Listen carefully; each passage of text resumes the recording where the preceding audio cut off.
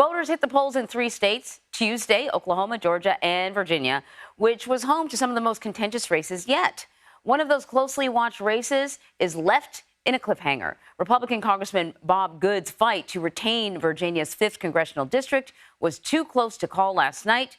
With a recap of yesterday's races now, I'm joined by CBS News political reporter Hunter Woodall. Hunter, good to see you again. Let's talk about it. Looking at Virginia, Hunter, just get us up to speed with this race of Good versus Virginia State Senator John McGuire. Well, good morning, and it's fascinating when you look at these results. This race is incredibly close. It looks like at the moment it appears to be within the recount margin for this contest. So whoever loses this, if it's under, within 1%, could request a recount. And what's especially notable here, we have seen, obviously, Congressman Bob Good, he had voted to remove Kevin McCarthy as Speaker last fall. The challenger in this race, John McGuire, was endorsed by Donald Trump. And this has really revealed a lot of bitterness within the Republican Party. I mean, I was looking last night, and Congressman Don Bacon, Nebraska, more centrist-minded Republican, had tweeted or posted on social media about Bob Good. Bob Good, I'm quoting now, Bob Good has done more to undermine and divide Republicans than any Democrat. That just tells you how how much acrimony, how much rancor is in the GOP over this race right now.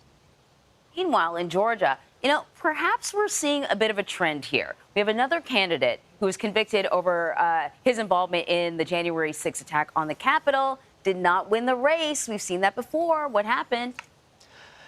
And this race was notable. This is for Georgia's 2nd congressional district. This is a reliably Democratic district. And we saw Chuck Hand, who's somebody who had been sentenced to 20 days incarceration for his part in Jan 6, obviously struggle in Tuesday's primary runoff in Georgia.